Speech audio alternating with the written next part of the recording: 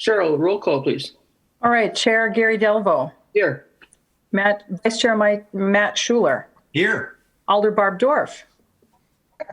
Here. Turn off the telephone here. She's here. Jim Bloomreich. Here. Debbie Dean and Kathy Hinkvis are both excused, and Melanie Parma. Did I see her come in? Nope. Not yet. Maybe she's on her way. Yeah, we'll assume she's on her way. Bottom line, we have a quorum. We do have a quorum.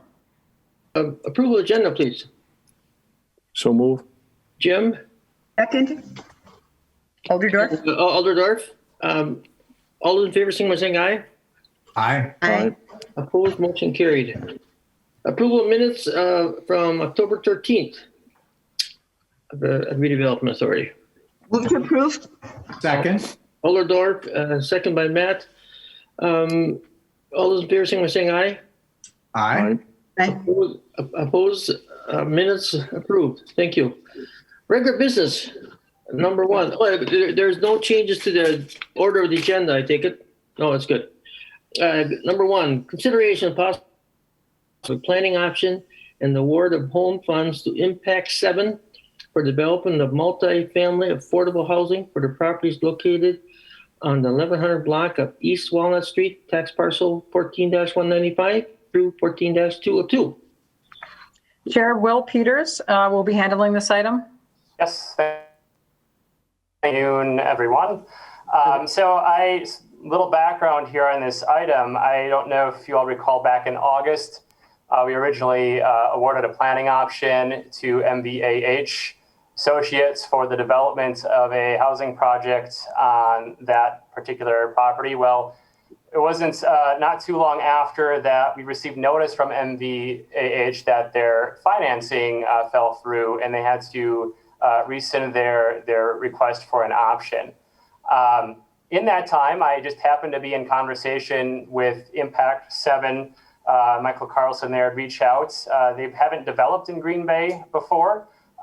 They attended the housing conference we had a couple of years ago back at Lambeau Field and in Green Bay. So I've been helping them look through our portfolio of properties that we have, and their sites landed on the 1100 block of Walnut here in Roosevelt. So what Impact 7 is looking to do is to build 40 approximately units, all affordable housing, a mix of 1-bedroom, 2-bedroom, and 3-bedroom apartments. And they also are requesting the assistance of home funds as well. And I see that both Michael Carlson and I believe Kate is here as well from Impact 7. So I'd be more than welcome to entertain opening up the floor for them to present on the housing development. I'll move to open the floor. Second. A motion by Alder, second by Jim. To open the floor. All those in favor, signify by saying aye. Aye. Aye. Opposed, motion carried. How much home funds are we talking about? Right. So in their home application, they have a unique request that, of course, they can discuss further. But they're requesting $200,000 this year, but they're also requesting if they could ask for funds from a combination of funds from next year's home funds allocation and also the TIF extension funds as well once those become online. But at this point in time, staff right now is comfortable with recommending award of $200,000, deeding the property at no cost, contingent on successful financing, zoning approval, site design, and neighborhood outreach.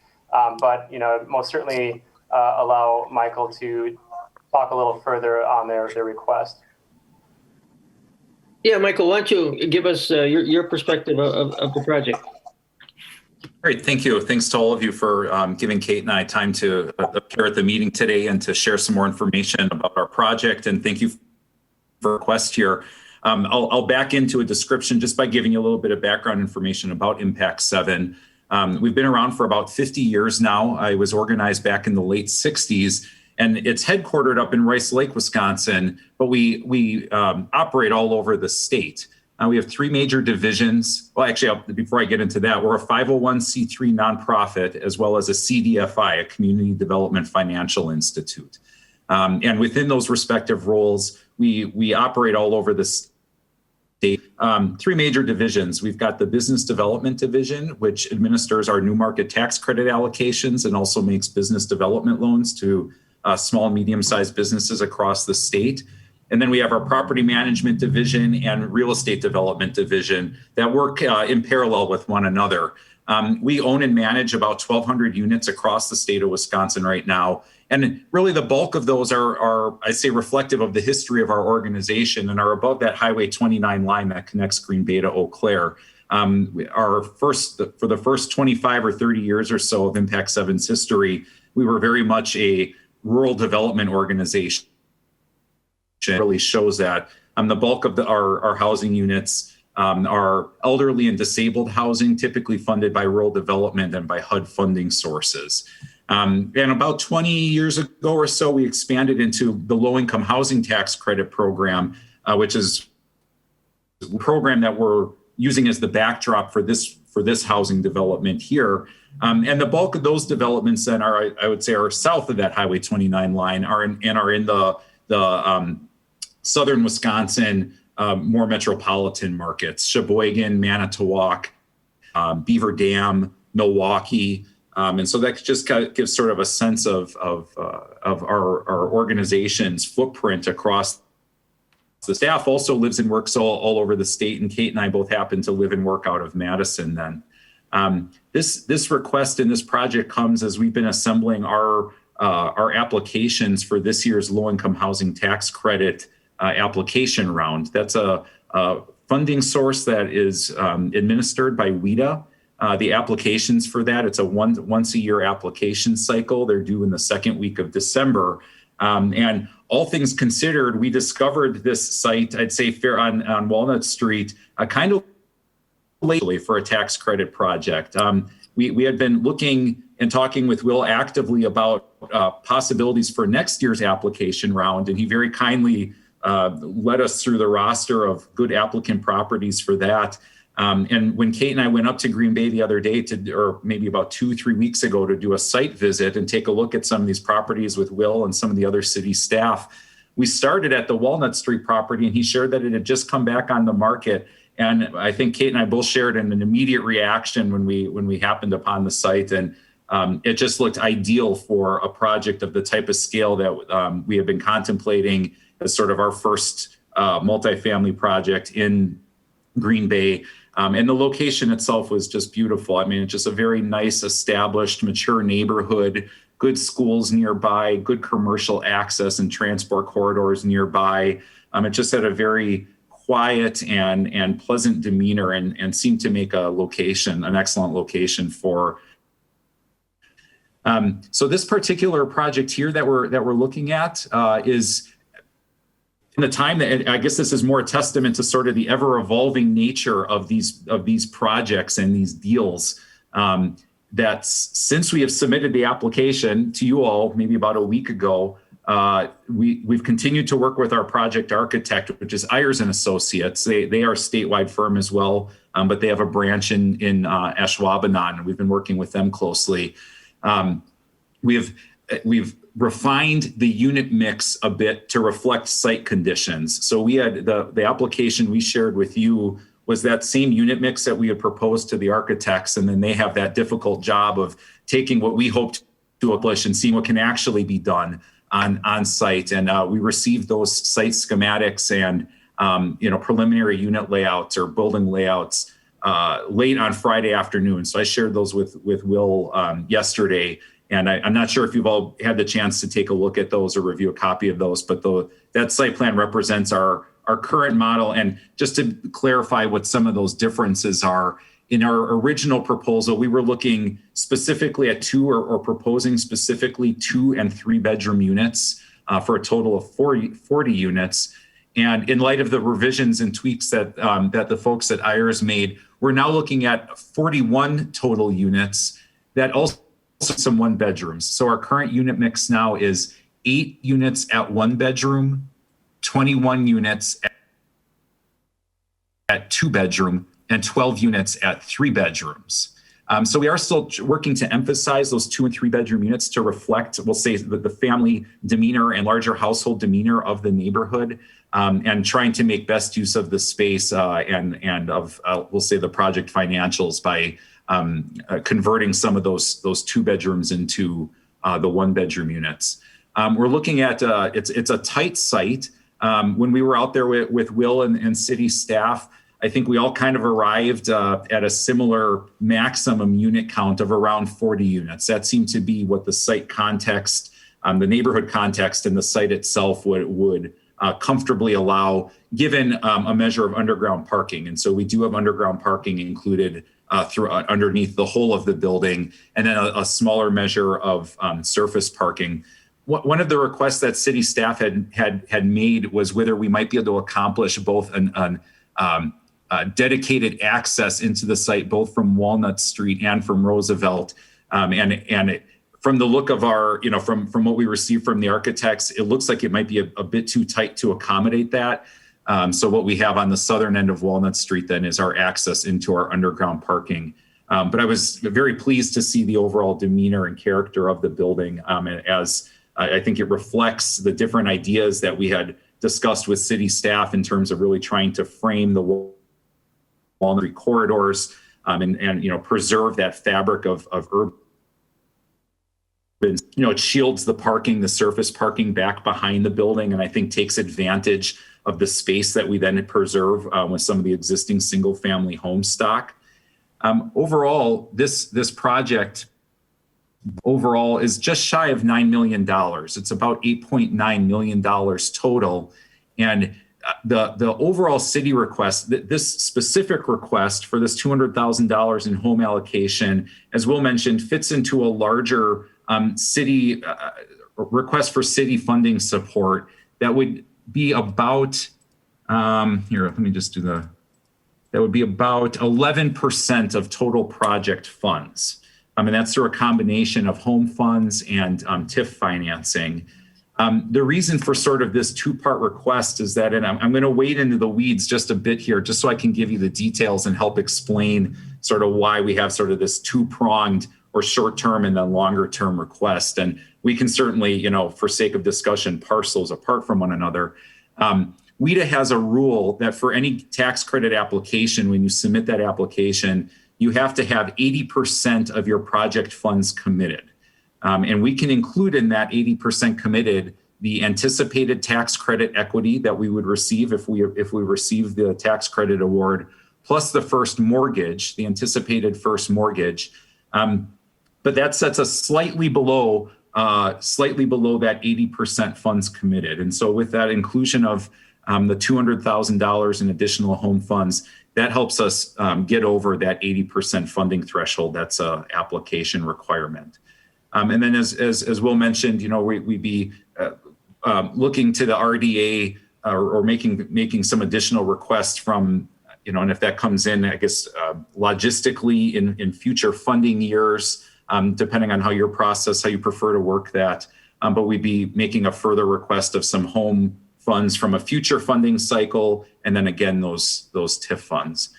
So I've been talking for a minute here. I'll pause there. I hope I've given sort of a snapshot of the project. And one thing I did want to clarify as well is that within that unit mix of the 41 total units, 34 of those units would be set aside and reserved for families who are earning at or below 60% area median income, and the remaining 7 units are provided at market rates, we'll say, as supported by a market analysis that's currently being conducted by Baker Tilly, and as part of the application process. So we like to think of it as a mixed income project.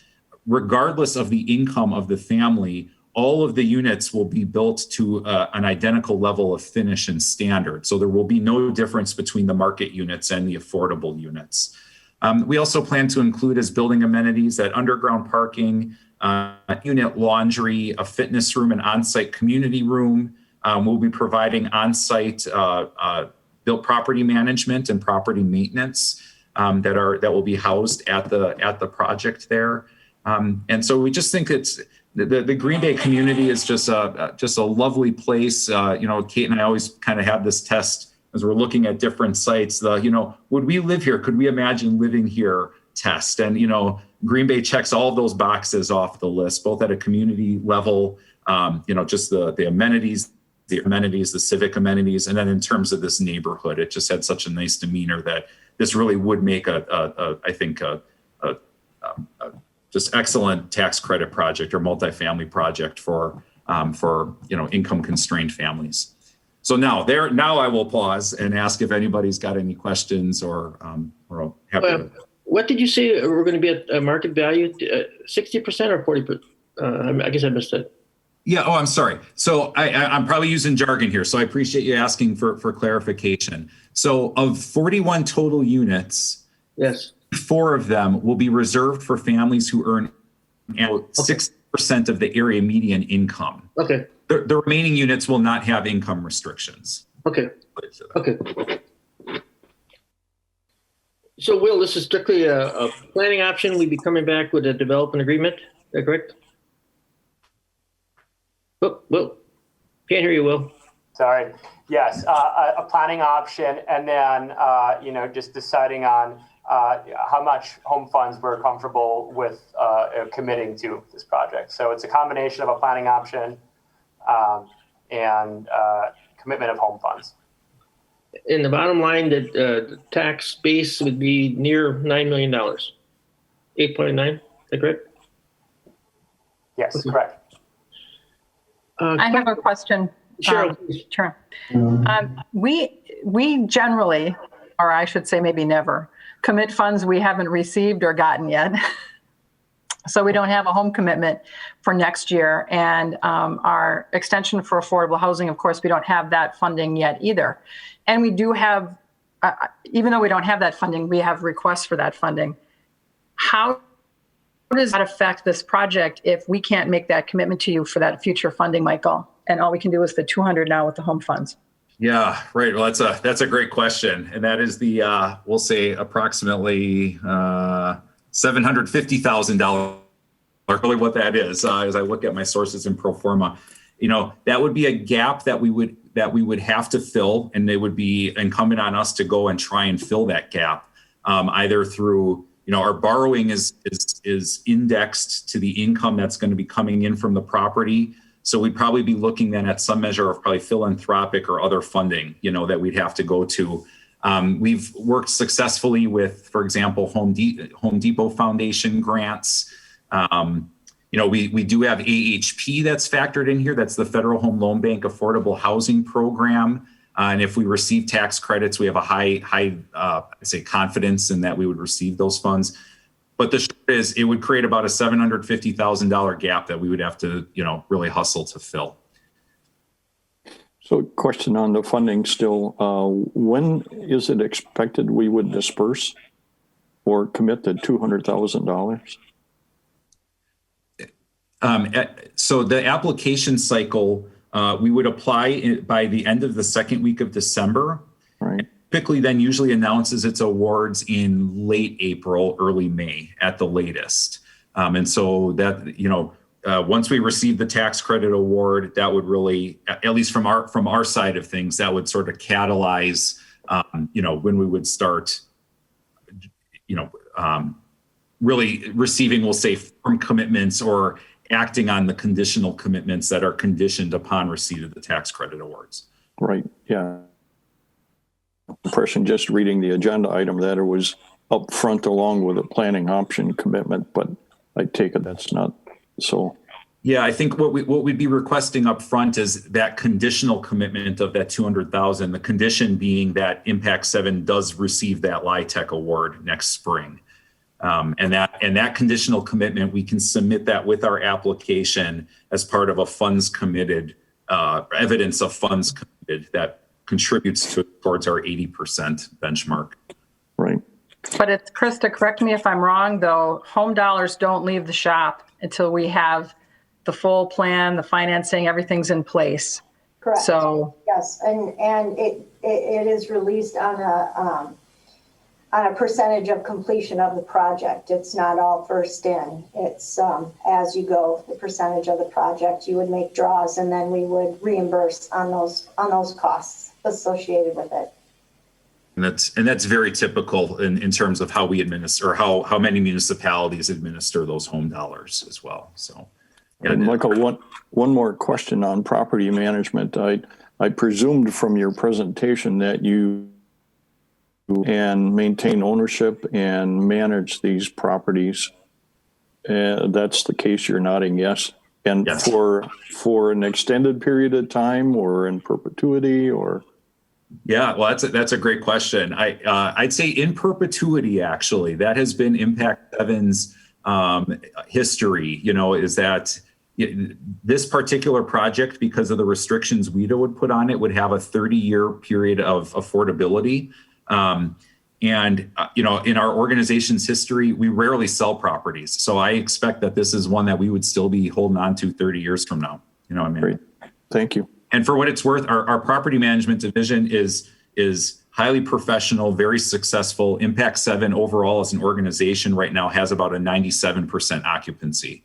And that's even against the backdrop of COVID. So we just have a very talented property management team that Great. fill units and keep them filled.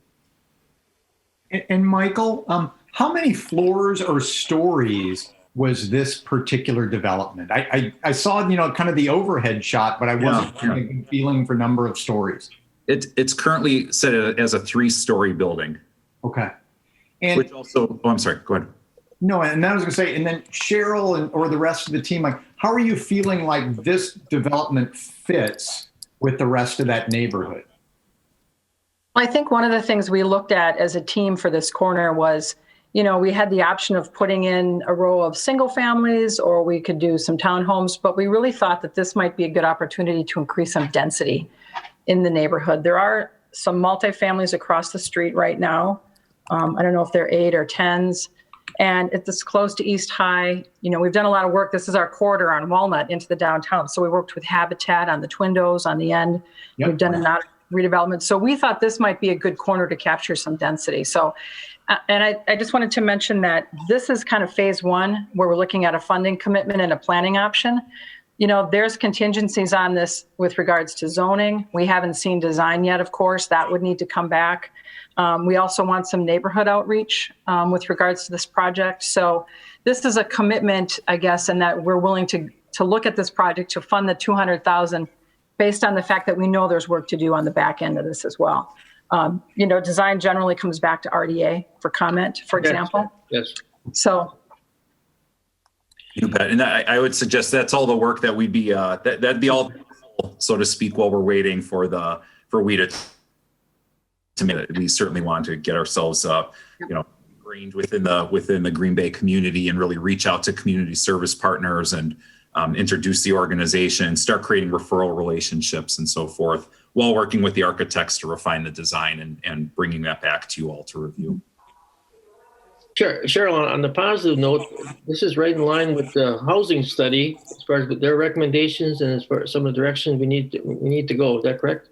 Absolutely. We need affordable housing, 1, 2s, and 3s, not just the singles. So absolutely, adding units is a plus.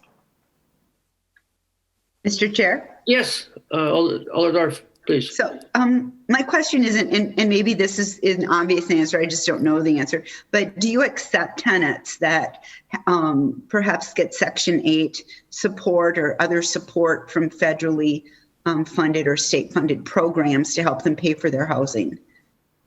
Yes, we certainly do. We have not proposed this as, we'll say, a project-based voucher program or project. However, our property management works with individuals who have portable vouchers routinely. Okay. Thank you. We have back in our Rice Lake office, we have an entire compliance department is an overstatement. It's 1 or 2 of my coworkers, who manage the compliance for all the Section 8 vouchers and all the different funding sources that we have. So it's something we very routinely work with. Thank you. Alder Johnson, you usually have some good questions. Thank you, Chair. I do have a couple questions.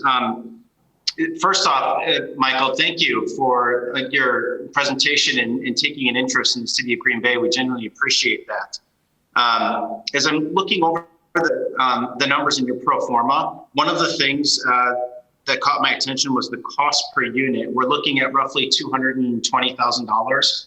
And I know it might be a little bit premature, but a couple things on that front. It seems a little higher than what the market's yielding right now. Could you maybe talk a little bit about how that price is being derived and if that includes a contingency? Yeah, you bet. I'd be glad to. So there's a couple things that are driving that cost on a per unit basis, hard construction basis. I've used a factor of $134,000 per unit as an average hard construction cost, and that's derived from other recent projects that we've done. So that has not been confirmed by a general contractor yet. That would be part of the winter work here. But layered on top of that, and I think something that's driving that hard construction cost is the underground parking, $17,500 to $18,000 per stall on that as just a general factor. So that certainly buffs that cost up. That cost per unit also does include a 5% hard cost contingency, owner's hard cost contingency, as well as utility connection fees, furnishings, fixture, and equipment. So there's some residual, we'll say, hard costs or project costs that get added into there. In terms of other things that I think are characteristic of LIHTC projects or of tax credit projects, there are fees that are specific to this program, this housing program, in terms of, they call them reservation fees, allocation fees. Those add up and also add on to that per unit cost. It's kind of counterintuitive because you'd think for an affordable housing program, we'd be looking for ways to peel off as many costs as possible, but this is just kind of the cost of doing business within the tax credit program. Legal fees are also set higher than I think you would typically have in a multifamily project of this complexities of working both with WIDA and then with that tax credit investor when they come in. So I think that there are some cost drivers that are particular to a project of this type. The main cost driver is always your hard construction cost. And there, I've factored it based on our most similar recent projects, our 704 Place project in Milwaukee and Terrace in La Crosse, where we were right at, that $134,000 per unit average hard cost, exclusive of the other, site parking and those other things. So I do think this reflects. I share your response to that. I come from a backdrop of single family home construction. And, when I look at the cost in a multifamily setting, I wish that there was more of an economy of scale. And I guess it's just been my experience here over the last few years working in the multifamily sector through Impact 7 that these per unit costs, when you include the soft costs, hard costs, acquisition, all the different fees, that this is a fairly standard cost per unit in today's setting. Okay, and I appreciate that insight and explanation. And obviously that would be a number, that I would love for us to be able to find a way to bring that down a little bit, particularly if this, continues to unfold in the city, is looking upwards of $1 million investment in the project, yes. Which, by the way, to me is not out of line. 11%, that's pretty standard with what you're seeing with these types of development. So it's certainly not an out of line investment to make that happen. But that said, one of the other things when we do some of these development, level of city investment, oftentimes one of the things we also see is some type of owner equity that goes into this. And I understand you're a nonprofit. Owner equity doesn't exactly translate apples for apples. So speak to that point a little bit, because as I'm looking at this, obviously, $100 is penciled in there, but do you anticipate making any equity investment in the project? Sure. Well, I will describe, I hope I'm not splitting hairs here. I'll describe that LIHTC equity. That is, in a sense, the owner's bringing to the table. That's money that we have to go out and competitively secure. So it's not necessarily discretionary income coming out of Impact 7's coffers, but we have to put up, to get to the starting line for one of these applications, it's, typically about $40,000 to $50,000, just in terms of architecture and survey and market studies and some of these other things. But but that we to lie percent, 9% lie tech, that equity is essentially the equity we're bringing to the table. We're going out and securing that from a private third-party source and bringing that to the table. Okay. Excuse me. Yeah, and maybe just a general comment for the group too. You know, one of the things, Mr. Vernier-Wig, I think we still have an outstanding communication about the staff's recommendation on how those TIF allocations, you know, what that program would look like. You know, I'm perfectly okay with supporting a planning option in pledging the home funds, but I think if we get too far down the road with this project, when that planning option expires, I think it's important that RDA actually has the program laid out in terms of how those TIF allocations will be distributed. I think that's really important so that we can take a holistic approach, you know, around how we want to address affordable housing in our community. So that's all I've got. Thank you, Alder. We did actually, I believe we did approve Director Vaughn called it the TDA funding, Tax Increment District Affordable Housing document back in March. But when we knew that when we got the housing study in, we're going to want to tweak that document. So duly noted, we're going to combine those documents so we have that plan on how to allocate the TIF dollars. That'll be coming. And I think the communication that I have outstanding though is different than that. I think it was to actually outline specific programs where people could apply to it. And you and I can talk about that offline and figure that out. Yep. Because it doesn't necessarily affect what the request is before us right now. Mr. Mayor, your thoughts, please. Yeah, just some general comments, and thanks to Michael for bringing the project forward. As you, Chair Delbo, noted, I think this is very much in line with what's being suggested by the housing study, which the RDA just took a look at and approved last time around. The other thing that I would say is it's got some great nonprofit housing in the city of Green Bay. NeighborWorks, obviously, I think Noel is on the line. Habitat for Humanity is doing great work in Green Bay, but this is also an opportunity to bring in Impact 7, which is doing some fantastic work all across the state. I think Michael kind of humbly stated, but having Impact 7 in Green Bay would be a huge step forward, especially given what we know is in front of us in terms of the work that we absolutely need to be doing to develop housing at all income levels, but particularly at the affordable level. Thank you. Appreciate that. So bottom line, this is strictly a planning option. They'd be coming back, obviously, with a design approval, a development agreement. Correct, Cheryl? Correct. Okay. And is award the rate of $200,000, or is pledge? Maybe more, pledge might be, you could substitute pledge in that. Right. Contingent with the contingencies that follow. If that's the case, Gary, We have I would, to close the floor, I think. Oh, a motion to go back to regular order of business. Motion to, Second by Jim. All in favor, saying aye. aye. aye. Opposed? Okay, we're back to regular order of business. Jim, please. So I would make the motion substituting the word pledge for award and make a motion that be approved. And I'll second that. Okay, motion by Jim, second by Alder Dorf to approve the planning option as described. Questions or comments? If not, all those in favor, saying aye. Aye. Aye. Opposed? Motion carried. Thank you. Thanks, everyone. Michael? Great. Thanks to all of you. I really appreciate it. And Will, I'll plan to connect with you then, Will, and dot the I's and cross the T's, so to speak. Sounds good, Michael. Thank you. Okay. Thanks to all of you. Good job, Will. Thank you. All right. Item 2.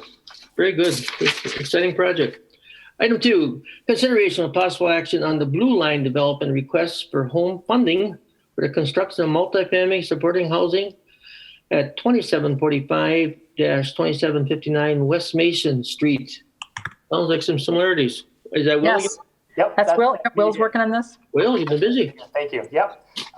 So Blue Line Development is requesting $300,000 of home funds for the construction of 70 affordable supportive housing units located at 2745 and 20. This is the property on the south side of Mason Street, right across the street from NWTC, the big wooded. The project will be comprised of a mix of 1, 2, 3, and 4 bedroom apartments. What's very unique to note about this project is that it's a supportive housing project. So they're working in partnership with the Oneida Nation and also Wise Women Gathering Place to have services on site to assist individuals and families with services such as mental health, job preparation, et cetera, that they need. And also, I think what is important to note as well is the housing, these development, the units will be made available to individuals who are at or below 30% AMI. So I see that we have Keenan Witt, who is with Blue Line Developments on the line here, that if you would like to hear from the developer to answer any of your questions, that is that's an option. Entertain a motion to open the meeting, please. I move to open the meeting. Second. Okay, motion by Alderdorf, second by Jim to open the meeting. All those in favor, sing aye. Sing aye, please. Aye. Aye. All right, we are open.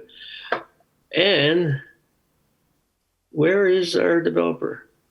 That's me. Hi, I'm Oh, I'm Keenan sorry. Witt. No, you're fine. You're fine. Lots of people on the call. Yes. My colleague Nate Richmond is also on the phone from Blue Line or on the Zoom, so he will be helping me present this project. My name is Keenan Witt, and I'm a project manager with Blue Line Development.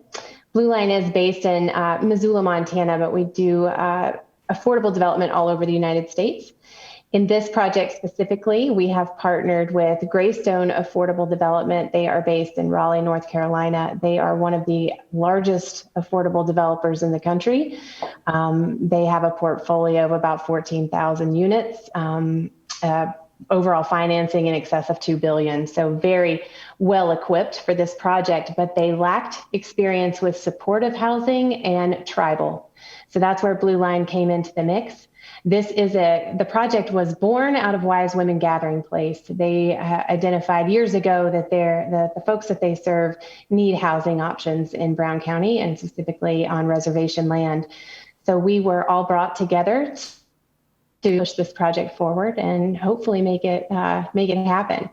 So I appreciate Michael gave you a lot of the background on why we are here today, because we are applying for those 9% supportive housing set aside tax credits from WIDA the second week of December. And they do have that condition that we've committed funds. And so that is why we have applied for home funds prior to that tax credit application going in. Our project is 70 units, so it's 69 managers unit. That is a mix of 1s, 2s, 3s, and 4s. We have been working with the Brown County Housing Authority this summer to secure 69 project-based vouchers for the project. So we have those to help, that rental subsidy for folks who may not have the ability to pay. Just to give you an idea of what 30% AMI in Brown County is, that is a one person making less than $17,000 a year, 2 people making less than about $20,000 a year, 3 people at $22,000.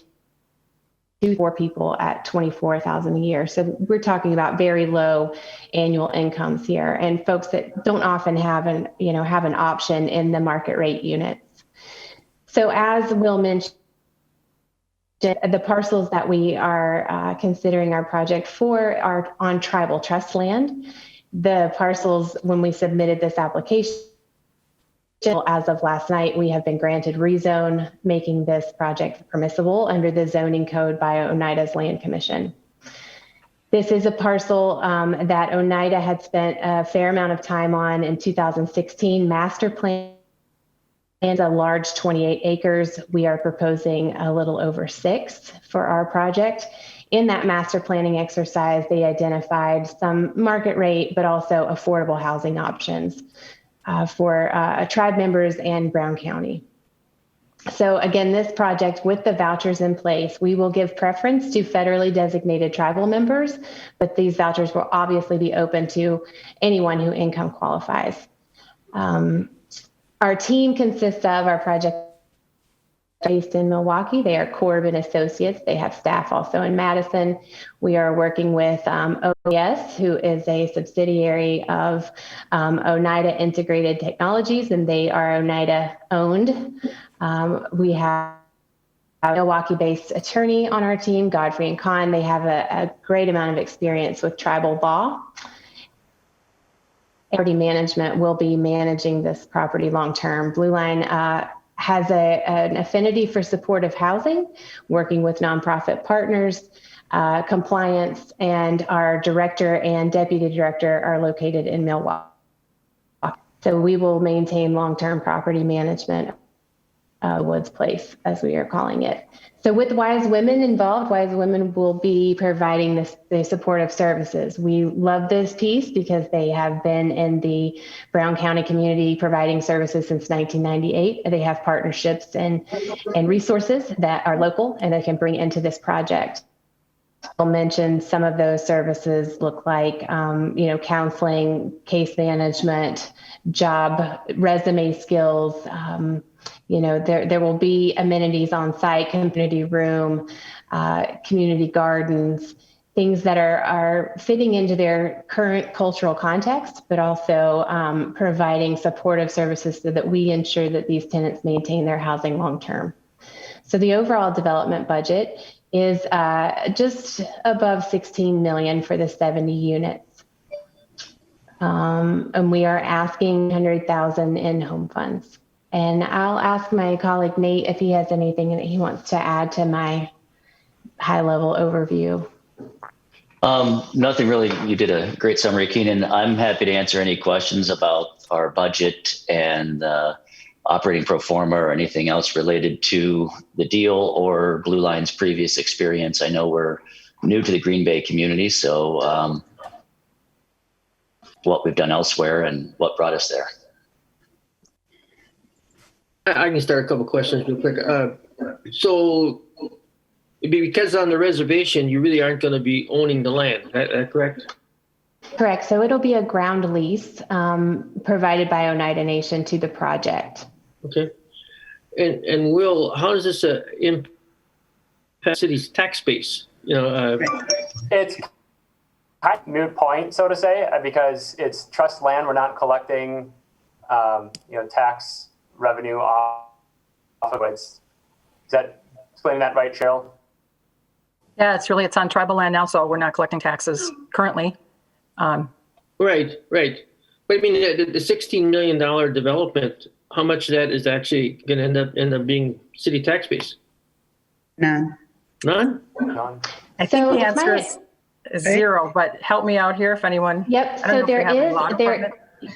so there is an agreement between the city of Green Bay and the tribe for annual.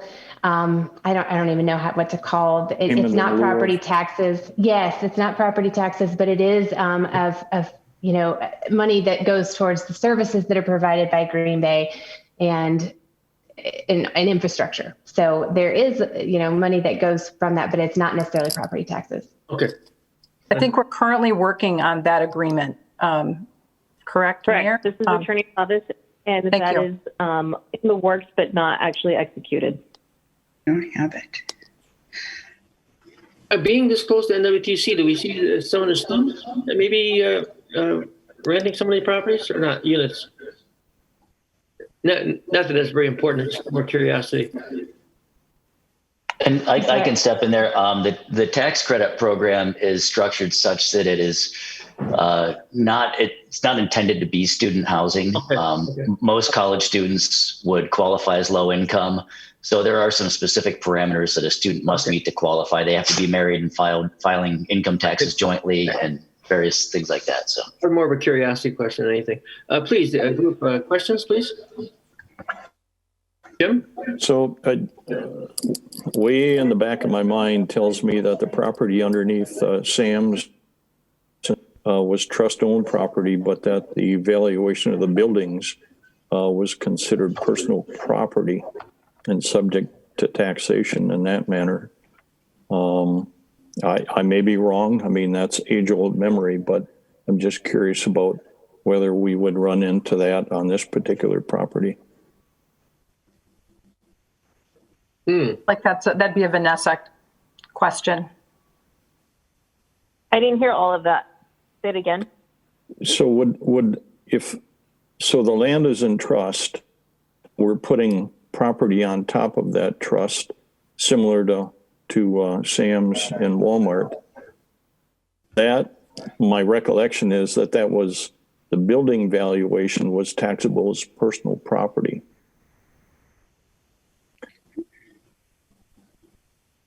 I'd have to go back and double check that. I know that there is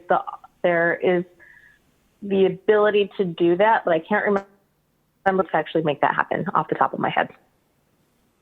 Yeah. Vanessa, how would you recommend that this project from a city perspective? Is it personal property, or you have some recommendations? So this is actually the first time I've heard about this project. Thing for you guys as far as recommendations at this point. That is something that our department could definitely look into. I also think that potentially the assessor could weigh in on best ways to to structure things so that we are able to collect taxes to the extent that we are able to. And I see that Diana's on the call today too, so maybe we just put a to-do on her list. Alder Dorf, please. Is this a time-sensitive decision? I understand there's a deadline in December. Wasn't that mentioned? And so we are in the position, I think, of needing to make a decision unless we call a special meeting. It does concern me that we would be putting $300,000 of, quote, city money into something. However, we are in negotiations with Oneida, and I feel that probably will turn out quite well. And it's a good project. So I'm kind of torn about this. I would like a little more, I wish we had more time to know if we could get anything back for what we are investing into this. But I'm not sure we have that time with the time wanted. Anybody have any thoughts on that? I guess I would ask the question of whether or not the housing project, let's go down the road and let's say there's no tax value to the city with regards to this new construction. Is the $200,000 worth it then to have those 69 units constructed in Green Bay? If the council or if the RDA thinks that is appropriate, you could pass this with the contingency that we go forward with looking at potential tax pilots or whatever that is, working with the tribe to see if there's some value that could be sought, knowing that might not be the case. It all depends on how adamant you are, I guess, with regards to receiving some type of a pilot back on this project. I think as staff, we looked at it and we felt that these 6 units of supportive housing would be an important project for Green Bay. So, even if this was wrapped into a large agreement that we have with the tribe that would be inclusive of, maintenance of this property, we thought that would be worth it. But that decision is ultimately up to the RDA. Just to add too, I think part of the return of this investment is receiving a service that is currently not provided in our community, which is that supportive housing. That has been, to my understanding, from attending a lot of the Homeless and Housing Coalition meetings and community meetings, that's a huge need in our community is having housing options for individuals that are at this 30% or below AMI, but then also having supportive services on site as well. And Will, I think I still have the floor, but it is important. I agree with that. And I heard them say that the tribal members would get priority. So that means that, the whole thing could be filled up with just tribal members and none of the other people in Green Bay would be able to go into this, to have this. Ultimately, we work with the coordinated entry, which is with the COC, with the balance of state COC, and then also with Brown County's vouchers. We need to work with their wait list. So I don't think that we're looking at this project being filled up with just Oneida members. Okay. Yeah, And if I am in support of the project. I just want to make that clear, but I do all the questions that I imagine will be out there from city council members. Can I make a clarification on my Yeah, please. Of course, Walmart and Sam's are taxable entities. Assuming this is a 501c3 ownership, correct? Yes, it will be owned by Greystone, who has a 501c3 subsidiary that will likely be and also a partner in the deal will be Wise Women Gathering Place. One other point that because we face this in a lot of communities when we do work for housing authorities and other nonprofits that are tax exempt.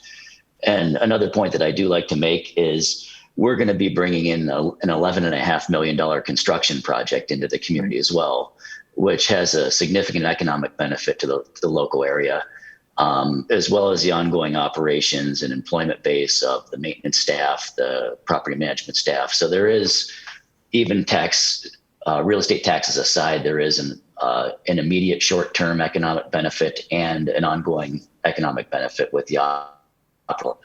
Yeah, so I think that helps for me to clarify the basis of my question, and maybe Diana can chime in here, but if it is 501c3 ownership of the buildings, not the property, then it would be tax exempt, correct?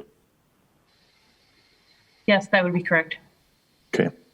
All right. So maybe that's not quite the issue that it was when I first brought it up. But Cheryl, the request is for $300,000 and the agenda item shows 200. So I'm conflicted here. Staff is recommending $200,000 for this project. Okay. And then I also want to note one more thing. If you approve this project, you'd want to make that contingent, of course, on the successful financing. But we also need to get a confirmation on HUD approval with regards to use of the home funds in conjunction with the project-based vouchers. Because right now, which is great for this project, they've received an allocation of project-based vouchers from the Brown County Housing Authority. And there's some vague notes from HUD that may implicate the fact that we can't use federal home dollars when there's already federal block grant or federal project-based vouchers in there. We can't double dip on those programs. We don't have that clarified yet. We're trying to get that clarified through HUD. So that would be, if you approve this, that would be contingent, of course, on financing and that HUD approval on the use of our home dollars. Correct, Will? We still haven't gotten that response back, right? Correct. Yeah, there's, as we find with a lot of federal regulations and rules, there's gray area. So we're just trying to get the proper interpretation from our HUD representative. So we would like to add that condition as well. Question for the developers. So from a timing perspective, and we've got, a lot of ifs yet, over. What is the timing perspective as far as when all these dots going to be dotted, is that you guys can still do your project in a timely manner? Yeah, so in order to meet the WIDA regs for the application submission the second week of December, we need to obviously have a decision on these funds. And then should we be awarded in the spring of 2021, we would have a 12-month construction schedule. So about November of 2022, we would potentially be complete. Okay. Ola Johnson, did you have a question, please? Yeah. And actually, Chair, I don't know if it'd be appropriate. I just have maybe two requests, and maybe while the floor is open, the developers can respond to it. But one is right as this stands, and please correct me if I'm wrong, but prior to tribal members, however, the vacancies, whatever you have left over after that would be available. Those with the Brown County vouchers, as you explained before, and City of Green Bay residents, how would you, that obviously that model could change at any given moment though. As you respond to answers, how would you react to a contingency that would have a deed restriction or a covenant that would ensure that City of Green Bay residents have access to the property? I guess I'm not quite following. Are you saying if vouchers were to go away, or are you saying as it stands now, like a certain percentage to be committed to all. Right. So I mean, it's funding that's obviously allocated to the city of Green Bay for investment in our community. And obviously this particular project has a little bit of a different spin on it because it is located on a sovereign nation. And it's a hypothetical, and I understand that, but I think sometimes we have to think in hypotheticals. If at some point in the future, the tribe were to say, hey, we want this to be exclusively dedicated to tribal members, if we don't have a deed restriction or a covenant, it would prevent us from objecting to that. And then, of course, in that particular scenario, you have City of Green Bay funding, that's no longer serving the residents of Green Bay. Yeah, and I think you'd be well covered in that under current fair housing laws. That's right. We're not bringing NAHASDA funding into the deal, and NAHASDA funding is the only thing that actually overrides fair housing for tribes. So the preference would just be a waiting list if there's one, and so fair housing laws would mandate that you can't just the tenants based on ethnic background and all the different cases there. So I don't think that really would be necessary, but we're happy to take a look at it. Yeah, sure. Well, I'm intimately familiar. I think I would also add that because these vouchers are project-based by Brown County Housing Authority and they are to serve Brown County, the preference is there because of fair housing. We can't say that it is just for tribal members, but obviously with it being a partnership for the tribe, that preference language needs to be there. But this is, the tenant base will be driven off of the coordinated entry system and Brown County's wait list and Wise Women's wait list. And that is, Brown County. Okay. And I appreciate you bringing up that point because admittedly, I'm probably not intimately familiar, with some of those provisions. So I'm going to maybe defer back to staff on that, whether, I think it's just something important that we have covered because like I said, I wouldn't want for us to make an investment here that for some reason becomes unavailable to Green Bay residents down the road. And then the other component is related to, it's been tossed around so far, which is the taxes, the pilot, and a lot of times when we do these things, of recapture, to help kind of reapply that funding in another way.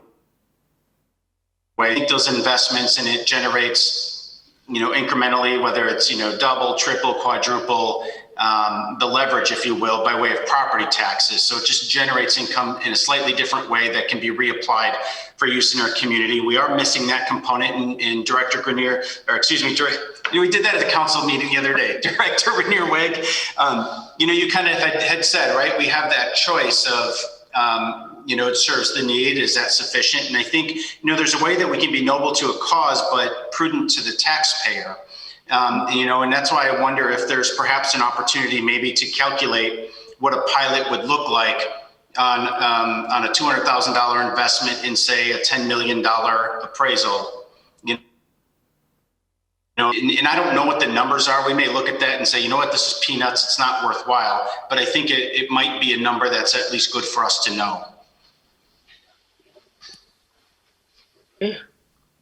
A question for the developer. Your request was for $300,000 of home development funds, but staff and selling the groups is in the number of $200,000.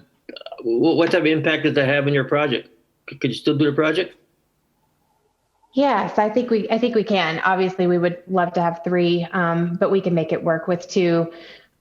Considering we also are planning to apply for AHP funds, the Federal Home Loan Bank, just like Michael talked about in his presentation. AHP has a special liking for tribal and supportive. We feel like we have a very good shot at AHP funding next year. We can't underwrite to that, so we don't currently. I do plan to seek $1 million from Federal Home Loan Bank. Mr. Mayor, your thoughts, please. Yeah, thank you, Chair. Just a couple of questions for Keenan and maybe Nate. And Nate, you referenced this in one of your responses. You said that there was no NAHASDA funding involved in this project. So I was just curious, if that was explored, that and or Indian Housing Block Grant funding, and maybe why that wasn't pursued, or why you're making a request to the city instead. So yes, it was explored, and NAHASDA usually doesn't play well in the capital stack for new construction. It's really goes along better if you use it for services kind of activities rather than sticks and bricks. And so we felt early on that NAHASDA wasn't appropriate to put in the capital stack on this one. We are investigating the BIA roads program because the infrastructure at this site is rather extensive. Connecting to the mains, all of that is going to be one of the biggest financial, challenges of this project. And so we are definitely looking, are in conversation with Oneida Planning, how to access some of those funds. So absolutely, we're doing, but the infrastructure and the Oneida Code is definitely an absorbent cost to our construction and the viability of our project. And also I should mention that the tribal involvement as this project built and in ongoing operations is really just in the way of a land lease. So this project will not be owned by the United Nations. So they're generally reluctant to put NAHASDA funds into something that they don't have an ownership stake in. So that is another thing that sort of drove that decision. Okay. And then just a question about point scoring, I guess, with WIDA. Obviously, you mentioned the fact that there are project-based vouchers involved in this. Does that check the box for local support? What does that factor in? So historically, we'd have the supportive services or supportive housing set aside, and it's been underutilized. So this year they relaxed some of the regs on that, specifically on the project-based voucher percentage they wanted committed to the project. They have relaxed that to 25%. Obviously, we know that from doing supportive housing all over this country, that if we don't have project-based vouchers in us, that we can't serve the lowest incomes in the community, those that really need the housing. So we are 100% vouchered just to have that rental city and then to target that lowest income population. So how do we do on school? We're doing pretty good on the supportive housing set aside, which is different from the general pool, but I still think that WIDA has some scoring criteria that is hard and will vet out some projects that don't necessarily, are not as feasible. Melody, Matt, your thoughts? Melody? Yeah, I mean, certainly think that it would be, a great opportunity for amenity for the community at large, but just members just have the concerns about, I think Alder Johnson made a good point of, being noble to a cause, but prudent to the taxpayers. And we do need to be thoughtful of that. There are still a lot of those questions, I guess, in my mind about that being prudent. Excellent. Matt? Oh, you're on mute. Matt. All for the very low impact. I don't have any questions, Gary. Okay, that's fine. Gary, maybe just to pursue Alderman John, the potential impact of taxes. Diana, do you know what the offhand what the mill rate is on payment in lieu of projects? Oh, you're on mute. Good. In most cases, we've been going at about a 60% of the mill rate. And the mill rate is? Let me look up. Are you looking for a pilot number? Yeah. Okay. Our accountant just sent me a text that said if there was a $10 million value, the city's pilot would be about $57,000. $56,767 is what that pilot would be. Okay. So that's not agreed on or anything like that, but it is to be considered in discussion with the Oneidas on future potential pilots, then I take it.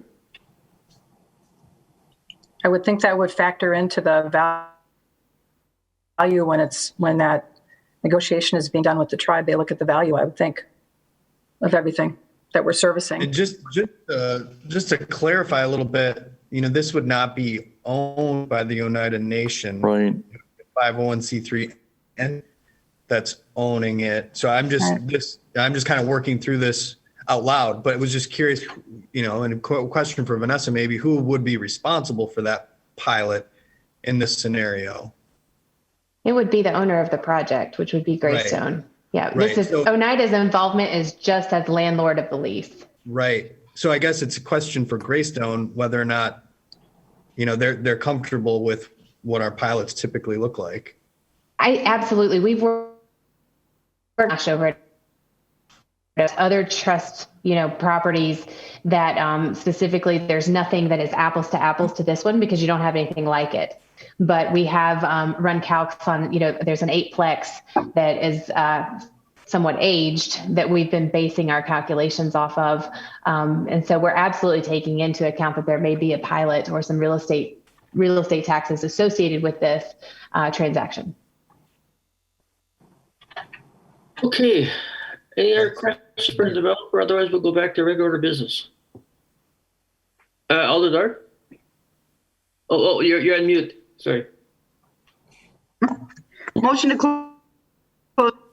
Motion second by the Jim. I'm sorry, Jim. Yes. All those in favor, signify by saying aye. Aye. Aye. Opposed? We're back to regular business. All right. Whatever motion we make, it's going to have some ifs to it. There's no question about that. But I'll certainly entertain a motion of any sorts if we got one out there.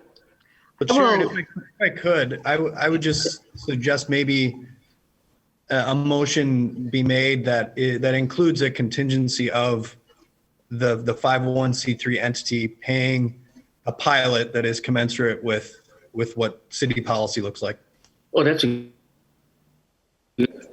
Then I will make the motion to approve the $200,000 recommended by staff with a contingency of the 501(c)(3) paying the pilot that would be commensurate with the value of the project. And just want to add on to that, Alderdorf, there were some comments made in the discussion. Also, it's right, contingent on successful financing. And as well as successful financing. And the HUD use of project-based vouchers. And the HUD use of project-based vouchers. excellent. Perfect. Thank you. I will second that then. All right. So we have a motion and a second. Any questions or comments in regard to the motion or second? If not, all those in favor, signify by saying aye. Aye. Aye. Opposed? Motion carried. Thank you. Great job, Will. You're a busy young man. Thank All you right. all so much for letting us present our project to you today. We appreciate your time. Good luck. Good luck. Thank you. All right. We're all the way up agenda item number 3 already. I'm just teasing. Okay. Consideration of possible action to award $138,050 of CARES Act homeless assistance activities funds to New Cap Inc., $80,000 of CARES Act homeless assistance activities funds to Legal Action in Wisconsin, and $100,000 of CARES Act essential frontline employee relief funds to New Cap Inc. Who's got that? So Will's going to handle that, but we also have Calvin Winters on the line with purchasing, if we have any questions with regard to the RFP. So go ahead, Will. Right. Sure. So if we recall, kind of take you back in time here regarding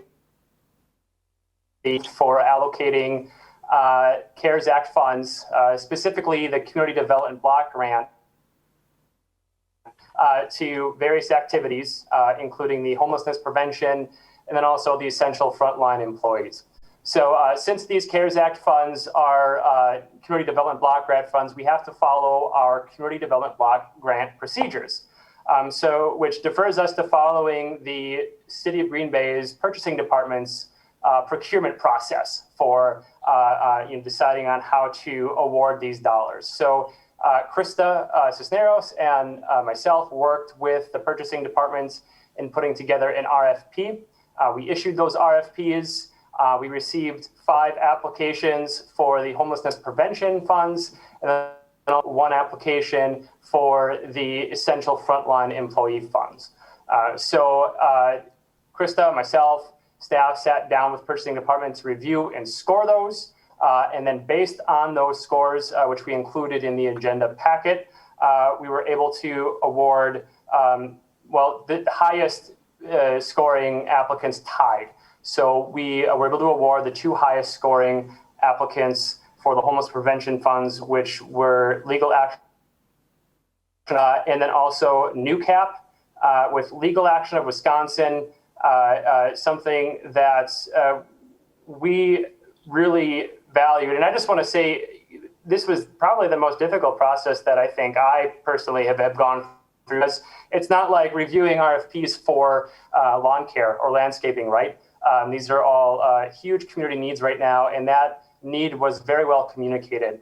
As you can see, they were all scoring pretty high. So with that, Legal Action of Wisconsin was awarded their full request for providing services, mediation services to tenants who will be potentially facing eviction once these mortgage moratoriums have expired. And then also NewCap is looking to add 39 beds to their program, which will serve families and also individuals 17 years of age, which is a need in our community. And then the NewCap was also awarded the $100,000 for the Essential Frontline Employee Relief Funds to provide assistance with mortgage payments and also medical bills, et cetera.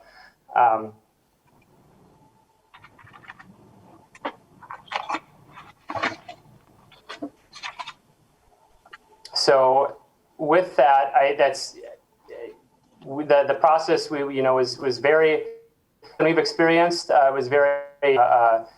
I think Calvin, if is online, can probably speak to the process. It was very black and white, very clear and transparent. So there, as much as we wanted to be able to award all of the applicants, we couldn't. First of all, we don't have enough funds, and second, the process for that. So. With that, I guess I'll entertain any questions or comments. Otherwise, we are recommending to approve the awards to the mentioned organizations of the CARES Act funds. Will, who was involved in the scoring, you say? I missed it. Sure. So it was myself, it was Krista, Matt Buchanan, and then Diane from the purchasing department facilitated. Okay. And Will, once these funds are released to these groups, and I don't know who these groups are, how do we know that the funds have been used in line with what we'd released them for? Right. So, Krista. Krista raised her hand. Krista can answer that. Answer that. Yeah. So what will happen is we'll create a contract agreement and signed. The organizations the block grant money will be on a reimbursement payment. So these individual organizations will submit their invoices to us that they have either already paid or the expenses have already been used. And we will reimburse them as that. It's just not, we won't upfront give them the whole amount of money. We keep the money in hand. The invoices, draws come through. We issue them a check back for the expenses. Got it. Thank you. And does that mean we have to meet next? I'm sorry, you broke up there. I didn't hear what you said. Krista, I said, does that mean we have to meet in parking lots and sign checks? Yes, for right now, yes. Unfortunately, with the COVID, yes. Got it. Thank you. Aldergar. Chair, I looked this over and I thought that it was well done, and I agree with it. Are you ready for a motion, or do we want to talk a long time about this? I'm ready for a motion. Okay. Someone else want to make it, or is it okay if I do? I would like to move to approve this distribution of the $138,050 of CARES Act Homelessness Assistance Activities Funds. And well, there's three fund distributions, 80,000 of CARES. Well, yes. I mean, oh, you're right. I'm sorry. You're right. To new cap, I'll read the whole thing. 80,000 of CARES Act Homelessness Assistance Activity Funds to Legal Action of Wisconsin, and $100,000 of CARES Act Essential Frontline Employer Relief Funds to New Cap Incorporated. Thank you, Chair. Okay, Melody, did you? I thought you had your hand up. I thought maybe you had a question, or you want to make it second? Nope, I just wanted to make sure she captured all three of them, right? I'm sorry, I stopped too soon. No, that's good. Just as long as all three is captured, and then I will second that. There's a motion and a second to approve the fund distribution as identified in the agenda item. Questions or comments? If not, all those in favor, signify by saying aye. Aye. Aye. Opposed? Aye. Motion carried. Thank you, Will. Thank you. All right. Number 4, consideration of possible action on proposed allocation of 2020 Community Development Block Grant CDBG-CB3 CARES funds of $566,729. That would be Krista. Krista, please. Yeah, okay. So back in March of 2020, when the president signed the Coronavirus Aid, Relief, and Economic Security CARES Act, Yes. We were awarded a first allocation of $595,446. But part of that act was an additional $2 billion that they were distributing later on. And in September, we received a notification from HUD that the city of Green Bay is receiving a second allocation in the amount of $566,729, which is great. Yes. But we have to follow that same process where we have to come up with some budgets and some activities and allowable activities, their budgets. It needs to be approved by the RDA. The RDA makes the recommendation to council, and then the council, once they approve it, we can submit it to HUD, and then we'll receive these dollars in. Okay. So with working with the mayor's office and staff in the mayor's office, and along with all the RFPs that we did receive and some additional information on the needs of our community, to put these dollars into effect in our community to prevent, prepare for, and respond to the coronavirus, we came up with 3 different activities. One being some additional funding to the homeless assistance programs out there. Obviously, a lot of for that activity, and we feel like there is still a need out there, and we have this money. We would like to put $275,000 into that and go out for RFP again. Possibly, underneath that activity, we're looking for activities that will engage homeless individuals and families on the street, improve the number and quality of emergency shelters for homeless individuals and families, and then activities that would help others. So we have that activity. We also, on the next agenda item, we are going to ask you to approve the business relief program, which will be a grant program to businesses within the city of Green Bay to help them through the pandemic and to help them build resiliency through this pandemic. They already have $100,000. We already have $100,000 into this account already from the first allocation. So we're asking to put another $50,000 of the second allocation into that, into those types of programs. And then we also, oh yes, thank you for putting that up there, Cheryl. Thank you. And then also we have a rental and mortgage assistance program that we would like to go out for RFP for individuals, families within the community that once that those eviction moratoriums lapse in December might need rental assistance to help them stay in their homes through this pandemic. And we would like to put $191,729. It's kind of an odd number, but it was just the 729 is the odd number with the leftover remaining from the budget. And then the last category is an urgent need category. So with block grant funds, you have to meet a national objective of low to moderate income individuals assistance, or it has to be slum and blight elimination, or it has to meet an urgent need. And because this pandemic is meeting that urgent need, this category, we could have people that would apply for the business relief program or the rental and mortgage assistance program that don't meet that LMI national objective. They might be a little bit above that income level, or they don't have enough staff or positions that meet that LMI benefits. So this category, they could fall in under, and we can use up to 30% of our allocation to meet that urgent need.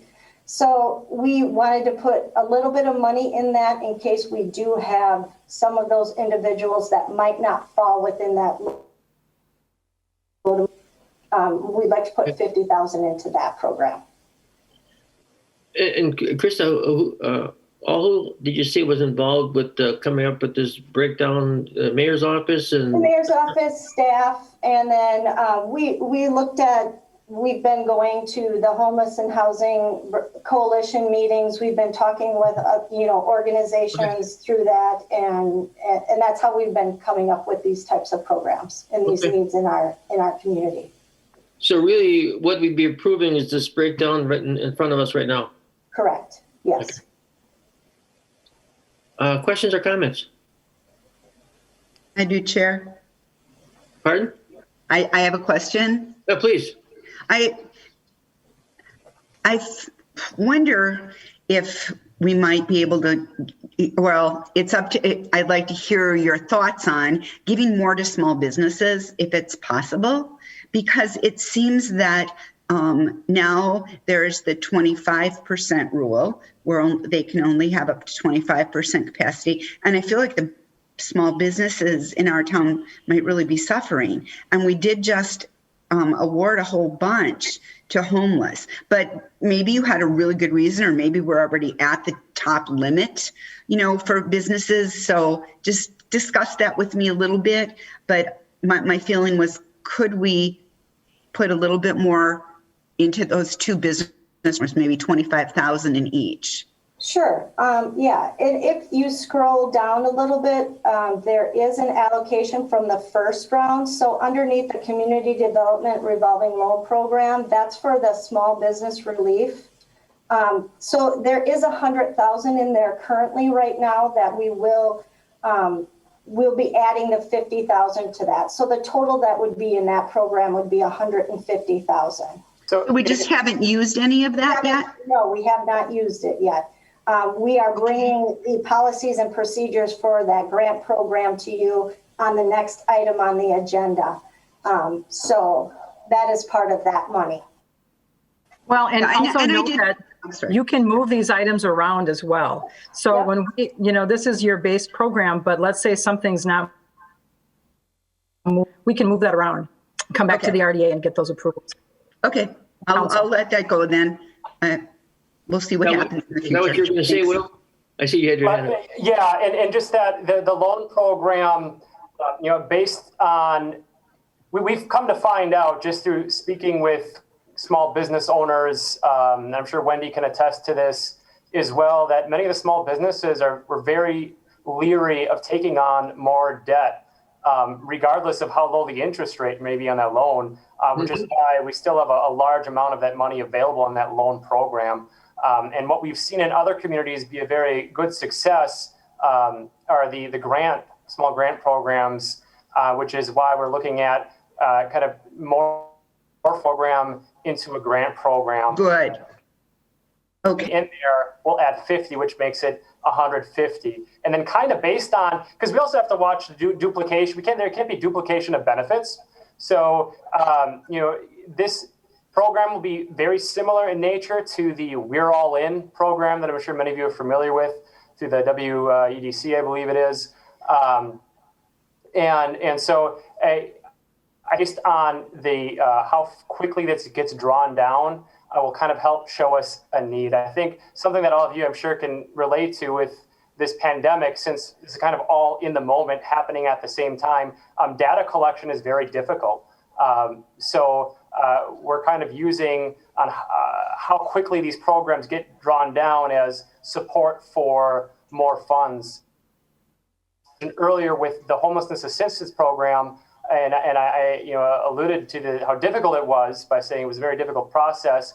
It's just that there is a great need that the service provider community is facing right now, especially having to abide by capacity restrictions due to COVID. And also the fact that many of the fundraisers that these organizations rely upon to bring in operating costs are not going to be able to happen because of the pandemic. So there's going to be a growing need down the road, which is why we have these numbers allocated the way they are currently. But to Cheryl's point, these can be changed down the road if you so wish. Information comes. Yeah, that's key. Okay. All right. Thank you. So here, so what right in front of us right now is what we'd be approving at this point in time. But like Cheryl Will said, later on we could, if there's a demand switches, we could shuffle these numbers around as well with the approval of the RDA. Okay, I guess I'll entertain a motion. I'll make a motion to approve and recommend to Common Council adopt proposed allocation of the 2020 Community Development Block Grant CARES funding of $566,729. Motion. I'll second. A motion by Melody, second by Olderdorf. Questions or comments? All those in favor, sing by saying aye. Aye. Opposed? So carried. Thank you. Number 5 is kind of obviously it's related, but I see it includes the Business Relief Program Policies and Procedures Manual. Krista. Yep, so that was provided to you in your packet. Wendy Townsend is here if you have any questions for her with regards to this.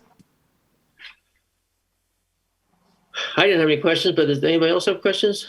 Wendy, anything else you want to tell us? It was pretty clear cut, I thought, but I was just going to share with the committee that, as you know, that businesses are experiencing a lot of hardship right now, and that some of the programs that we initially started with weren't as successful as we thought they might be. And so working with the mayor's office and our team, we've come up with a business relief grant program to help stabilize local businesses and prevent the shutdowns. It's pretty well laid out in this program manual about what we'd like to do, but as repeated a little bit by what Krista said, is that we would have, we would work with, to assist low to moderate, we would meet the national objectives of HUD and the CARES funding, and that would be an urgent need. So we would make sure that they fit into the appropriate categories. This grant would be provided, to give you a real fast breakout, would be for $5,000 per a 10 full-time equivalent business, with a maximum of $25,000 per businesses altogether. So what it is the grant will provide up to $5,000 if you have 10 full-time with a maximum of $25,000. So if you have 50 employees, then that would be the max there. So we do have a graduated where they would become eligible for more funding if they were a larger business. They would have to, having hardship with the funds in order to be able to qualify. It would have to be a for-profit business. It'd have to be within the city. We have all those guidelines here. So the purpose is pretty straightforward. I think the big thing is that we would not be able to do duplication of benefits. There are other programs out there, so staffing would record those information and to be careful that we're giving the money to the people that were least, that maybe didn't qualify for other things or may have some gaps identified that did not through. And then, to meet also the objective to make sure that they are prepared, prevent or respond to the coronavirus with these funds. We do have a list of eligible expenses and a list of non-eligible items. It can't be covered for maintenance, like shoveling sidewalks and things like that. It really has to go to an important need, like equipment, or maybe to get new filtration systems to makers and staff. It would have to go for, expenses that they are incurring now, maybe payroll and other items in that category. So we have it pretty well laid out. With this, we've worked with our HUD representative as well to help us create a document that we think we can meet it. Would these grant requests go to the revolving loan committee, for instance, or just strictly a staff decision? So we have it organized. These applications would come to the staff. The staff would grade them and prepare them, and it would go through a grant or through the staffing process. So right now we have it going through the staff. It's not a loan, so I didn't really assume that it would apply to go to the loan department. Right. But however, these monies come through the RDA and filter through to this program, and so we want to make sure that this body works in collaboration with all of the guidelines for us to administrate it as a staff. Okay. And at our monthly report or something saying who got which grants and for how much, or somehow how do we get the information? I guess. Yes, we would pack all that information. We would of course provide some reports to. Okay. Their basis, and then if all the funds are out or whatever success rate we're having, then we could go through and discuss that at that time, because I think that is as Alder Dorff mentioned, I think that is something that we want to keep a close eye on with this new program. Okay. Is the rest of the RDA comfortable with the process, how the grants should be administered, et cetera? Yeah. Matt, are you comfortable? Yes, I am, Gary. Thank you. Jim? Yes. Everybody, Alder Dorff? Okay. Yes. That's all that counts. All right. With that in mind, I'll entertain a motion. Please. Yeah, I'd make the motion to approve the CDBG Coronavirus CARES Business Relief Program Policies and Procedures Manual as presented. All right. Second. Motion by Matt, a second by Jim. Any questions or comments? If not, all those in favor, sing by saying aye. Aye. Carried. Thank you. Thanks, Wendy. Thank you. Item 6, consideration of possible action on commercial facade improvement grant funds to BS2-M6 real estate holdings for enhancements to 1614 Shawano Avenue, tax parcel 6-235-A-1. All right, Matt Buchanan is going to be handling this facade grant. Go ahead, Matt. Matt. I'm going to try to share my screen here. Hopefully you're looking at a PowerPoint. Yes? Okay, great. Yes. Blow this up. All right. Remember last year, Motel 6 came to us with a request for a grant, and we did approve that grant. It was for exterior lighting. And that has been completed successfully. Now they are back with a second application for phase 2 of their project. This is on the west side of town, on Shawano, just west of Military. Screenshot of their building. I'm not getting it. Is everybody else getting it? Yes. I see it, Gary. All right. Hopefully it starts working for you. All right, next slide here. We've got a look at what they're proposing to do. This next phase, they are looking at repainting the building. in these colors that you see, hopefully you see in front of you. Also replacing the balcony rail, the fascia and soffit. Bear with me here one moment. In their application, they showed costs of about $66,376. Our design review team looked at this a little bit closer, and we found about $35,000, just a little bit more of $35,000 is actually grant eligible. And after scoring the project, we're recommending a grant award of $19,116. And we're making that recommendation based on the portions of the project that we feel contribute the most significant visual impact, the most public benefit.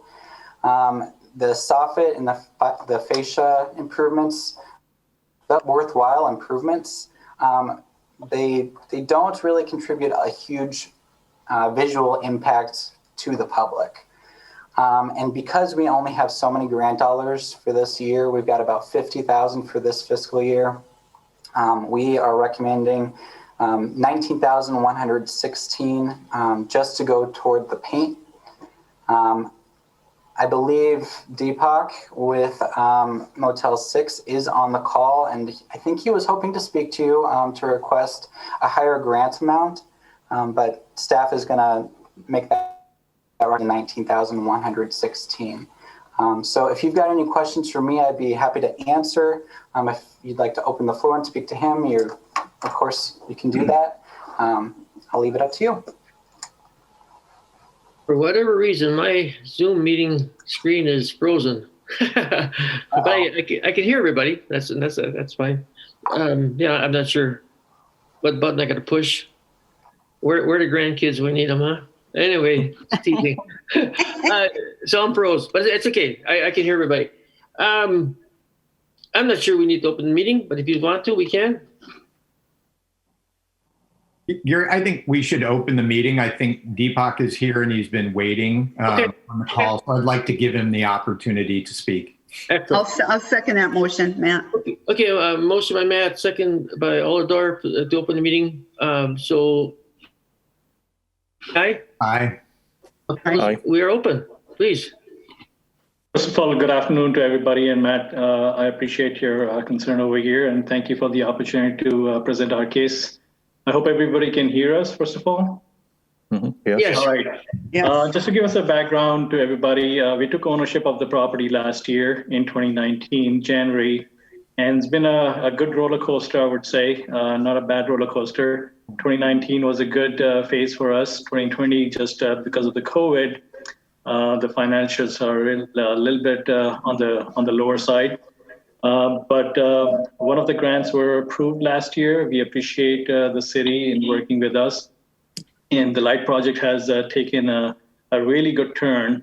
It looks like, a few comments that we've gotten from the guests and also from employees is that, did you bring in the Lambeau Field lights over here or what?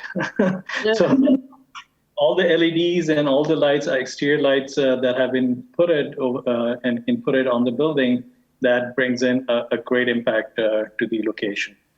And security concerns which were there that have been also eliminated. So you can see a lot more.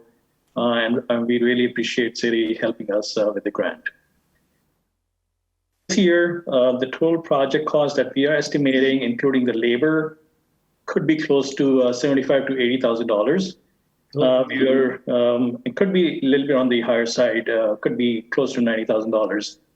The grant money that we were requesting was, or the application was for roughly around $65,000, out of which city has given us, as Matt was explaining, an approval of $19,000. I would like to propose a case over here for the soffit and fascia. Matt, if you don't mind, if you can bring in that picture, please. So what I was trying to say is that the paint project is kind of encompasses both fascia, the paint of the building, painting of the balconies, and also the fascia and soffit as well. Well, if we don't paint the fascia and soffit and just replace it, the cost difference is not a huge difference.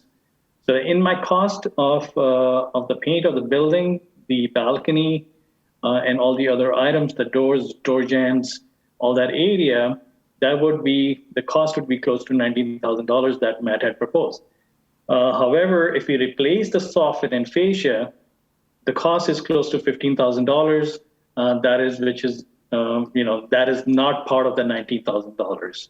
Now, in place of replacing, if we paint that area, now if you're looking at the screen over here, and if you're looking at the balconies, the railings, right between the railings and the first level area, you see on the right hand side, it's grayed out, gray color.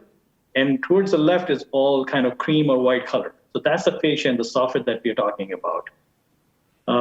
If we replace that, the cost is close to, now instead of replacing, if we paint that area, is going to be close to $8,000 to $10,000. That cost is not included in my paint project because I thought if you replace it, then it's going to be a better use of the dollars versus just painting it, and after a few years we have to repaint the entire fascia and soffits again. The material that is used in the fascia and then soffit right now is vinyl, and we are proposing aluminum, which has a lot more longer life, and plus it does not fade in time. The paint, if we do it, it's going to fade because it's vinyl, and if you put paint on vinyl, it cracks and fades out pretty fast. So that's why my proposal was to add the fascia towards the $19,000, which is close to $15,000 of soffit and fascia. Overall, the total cost is going to be close to $34,000 to $35,000 if you include the fascia and soffit with the project. That's what I would like to propose. It's a good explanation. That's a good explanation. What are the total funds that we have in that facade fund? We have 50,000 for the fiscal year. Okay, well, there will not be much left, obviously. Okay. Group, what are your thoughts? I have a question. So Matt, with that, so that's fiscal year. So we're here in November, right? So towards the end of the year, do we have other applications in? So this will, for our CDBG dollars, our year actually goes until like around September. So I just got 50,000 and I won't get additional funds until about a year from September. Okay. Thank you for that clarification. Thank you.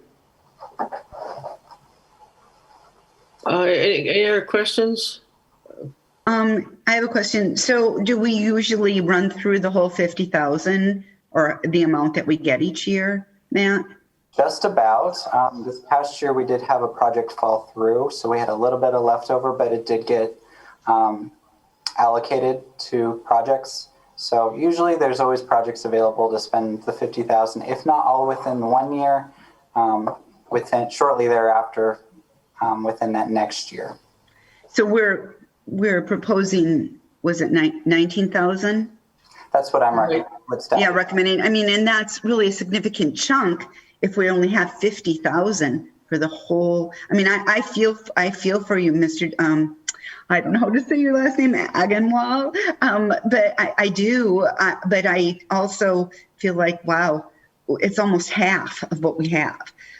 So I'm going to probably support staff on this one. Thank you. This is kind of unrelated, but are we restricted to 50,000 every year? I mean, isn't there any way we can make that number bigger from a different pot or something, or not really? Sure, we could budget more. We could allocate more of our CDBG dollars towards facades.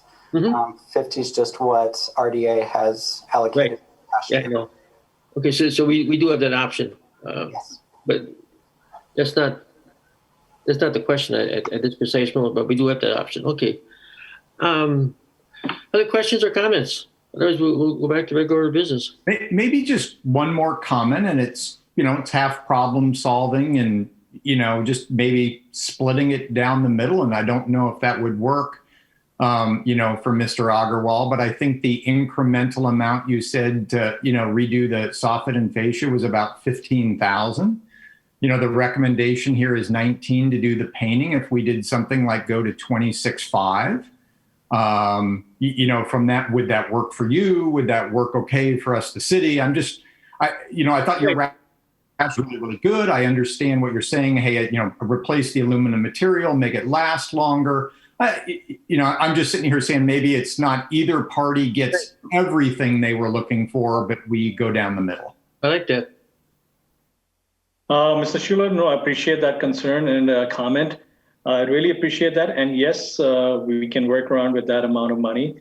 If you grant us a little bit more funds towards the grant, that would be appreciated. Also, we are not just doing these things. We have been doing a lot of other things that, we are spending money from our pocket, and we wanted to really turn around the property. So if you come and see the property now versus a year ago, you will see a huge difference there. So anything that can be provided will be really appreciated, because no matter what, we want to put in the best material possible that our pockets would afford. It would have been, it would be really helpful if whatever amount you give us. Otherwise, we are still going to get the best possible things for the hotel. It's just the COVID time is not helping. So everybody's pockets are tight. So that's why we came back to the city with the request. Sure. Anything that you provide will be highly appreciated. Very good. Any other questions? Otherwise, we'll go back to regular order of business, please. Move to return to regular order of business. Jim? Second. By Olderdorf. All those in favor, saying Aye. Aye. Opposed? Motion carried. Matt, I just want to thank you for opening the meeting, because we had some good explanations there. So that was a very good move.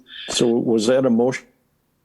I would make the motion that we award a grant of $26,500 through the commercial facade grant program and I don't have the address in front of me, but I will just call it the Motel 6 property, to help move that project forward and have the soffit and fascia work done in addition to the painting work. I'll second. I would second that. Motion by Matt, second by Jim. Everybody wants to second it. Yeah, great. Any other questions or comments? If not, all those in favor, signify by saying aye. Aye. Aye. Opposed? Motion carried. Thank you. Thank you. Good luck. Yeah, that was a good compromise. Thanks, Matt. Yeah, and good luck to folks who've just taken over a motel before 2020. I know.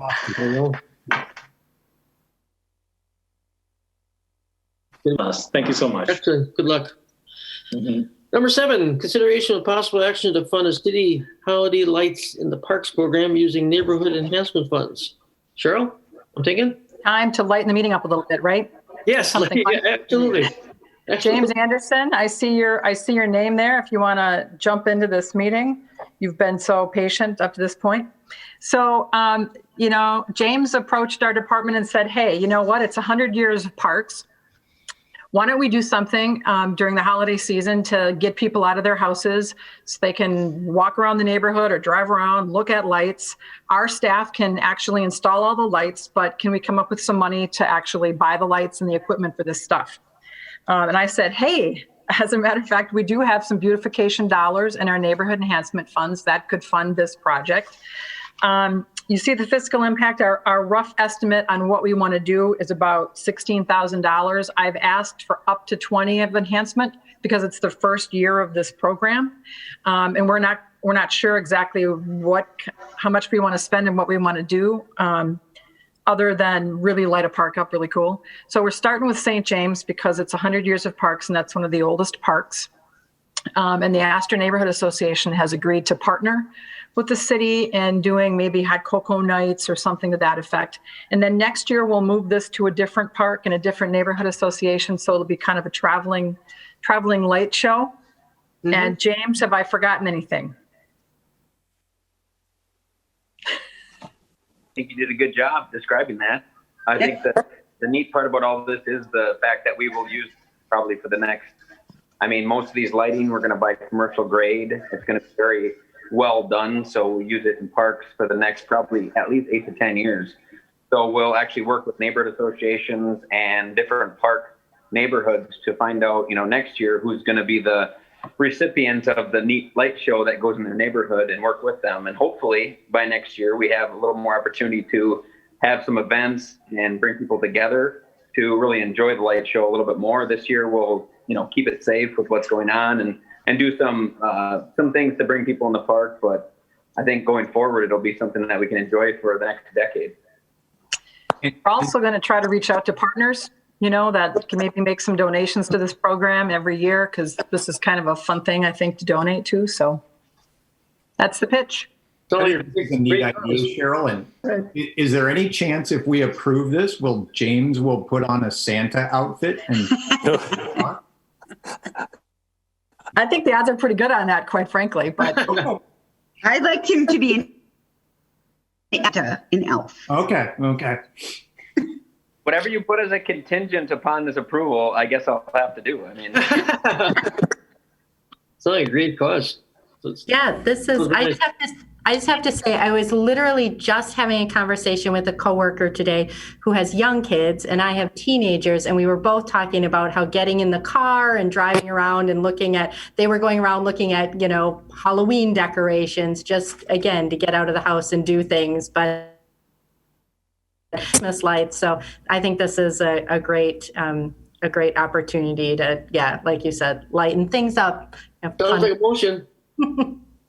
Yes, I make a motion. Okay.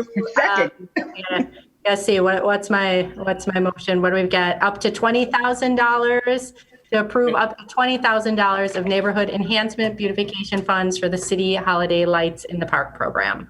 Second. Okay, motion by Melodies and second by Olderdorf.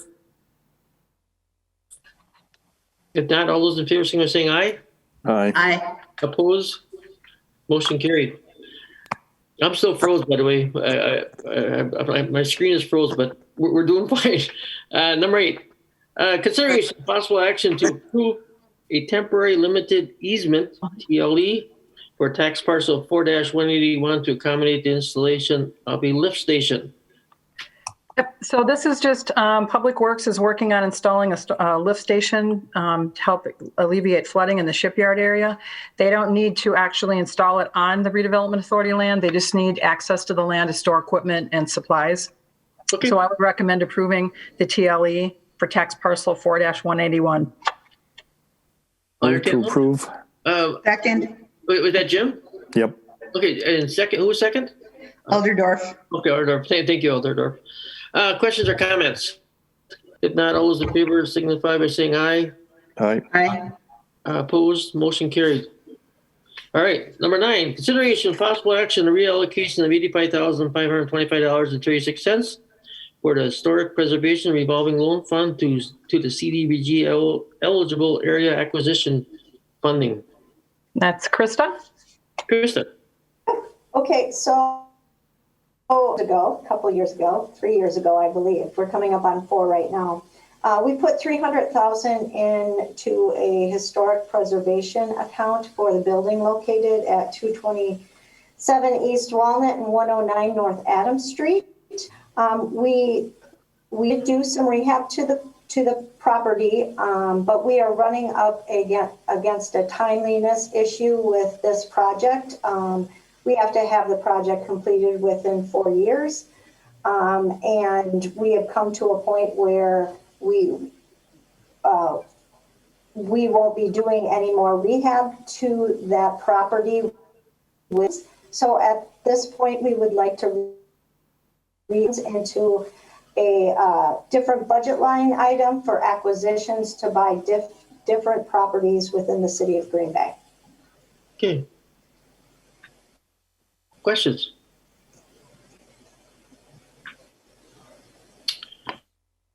There are no questions. I'll entertain a motion. Move to approve. Second. And second by Jim, I believe. Jim or Matt, one of the two. Yeah, my screen is frozen, so I can't see who's making the motion. But anyway, Gary, I was going to make a comment. You're not frozen. You're just stoic.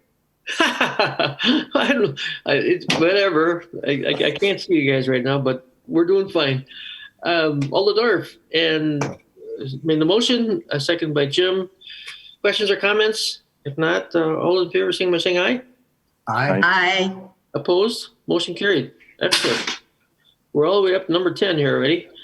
Considering possible action to purchase tax parcel 20-350 using CDBG funds and tax parcels 20-381, 20-382, and 20-383 using neighborhood enhancement funds for the purpose of providing nonprofit program space and future new housing development. This must be Sheriff. That's me. This is me. So this is the old Zozo's building. And for you old timers out there, it's the Fraternal Eagles. Oh, yeah. Where they had perched on North Webster. So we got involved in this property because we provided a revolving loan that was used in part, I believe, for commercial kitchen equipment to a company called Zozo's. Yeah, I remember and that property went into foreclosure. We've been working with Bank of Luxembourg, who was the lien holder on this property. And so our overall goal for this project would be to provide some nonprofit space in this large 9,200 square foot building with a commercial kitchen, bathrooms, and 2 bars, which I don't think we'll need. We also have a billboard on site, which, we always look at opportunities for billboards to either remove them or use them in some better way. So there's a billboard lease on here that's good until 2025, at which point we can reconsider what we want to do with that. Provides an income of $4,000 a year, which is not very much. But unfortunately, we're locked into that lease agreement. And then it also includes 3 parcels of land right across the street, which could be used potentially for housing development, is kind of what we're thinking. What we're thinking. And then we also own, the city of Green Bay already owns this triangle of land, actually to the north of this building. So it really would give us ownership of this entire area here. So we've been working with the Bank of Luxembourg, and they've been really good with us and trying to work with us along with maybe some CRA credits that they could use. They had a sheriff's sale. Their judgment amount was $245,000 on this property. They have about $3,300 in delinquent taxes, water and sewer they've got to pay. So they're in it for about $277,000. The assessed value is $340,000. The appraised value, though, is $215,000. So we have made an offer on the property of $200,000 contingent on, and let me back up. That offer is the building, the vacant land, the billboard, and all the contents inside the building. So, and that offer is contingent on an inspection, which I've had completed already and came out fine. All the contents, we are in the process of having environmental reviews on this site because we want to make sure that it's not a dirty site, and an approval by the RDA. So with that being said, and I should scroll up, this is what the building looks like. Not super pretty, but it's in really good shape. Back up now. In March, Will and I actually started to meet with Chip McDonald from McDonald Companies, which is located in the same neighborhood down there, and Rebecca, who works with him as well, because they were interested in working in the neighborhood. They wanted to do some type of either housing project or community-based project. They're really interested in working in the neighborhood. So we met with them yesterday, and they are totally on board with this project. They thought it was very exciting. They've committed to a financial contribution, and also they've got a lot of connections with people. For example, we're going to need some money to remodel this interior for these nonprofits, for example. So what we'd like to do is purchase the property in 2 separate parts. We'd like to use block grant of $170,000 for the community center portion, which is the Zozo's building. And then we'd like to use $30,000 of neighborhood enhancement funds for the vacant parcels. So then that way, whatever we develop on that site won't have those block grant strings attached to them. If we want to go affordable housing, we can, but if for some reason we want to do some mix, we also will have that ability to do that as well.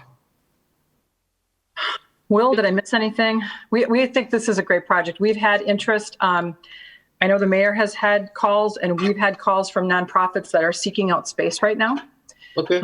So I don't think we're going to have an issue with finding some nonprofits that are going to be willing to work. I'm thinking more than one in this space. It's a very large space. So it's right next to the trail, new trail on the new North Webster corridor. So and not only, capturing our initial investment in that, with the commercial kitchen, we originally made a loan for, but also there's been a community need for commercial kitchen space, which is something we also want to have incorporated in this community center, so to say. We're calling it a community center.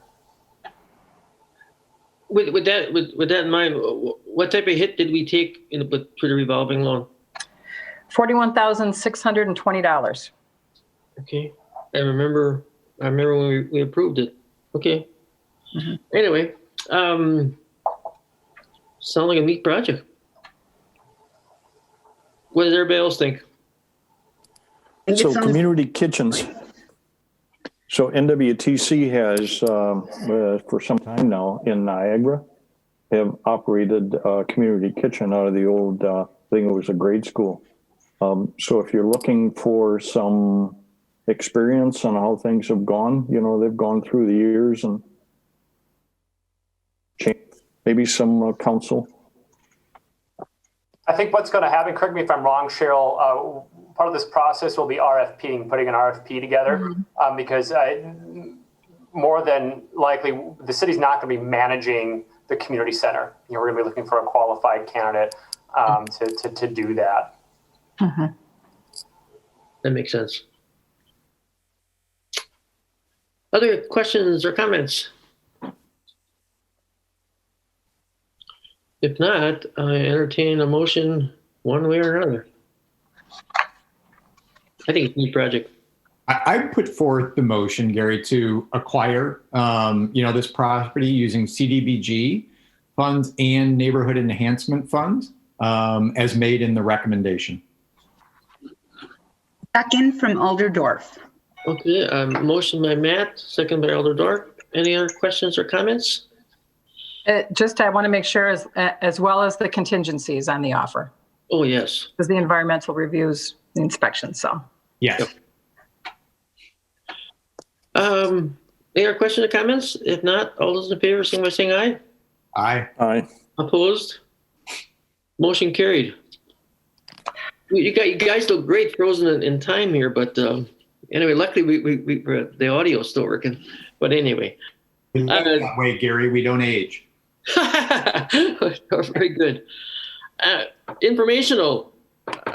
Yes, we said we could put that on the agenda for next several months or whatever. The housing study. Cheryl.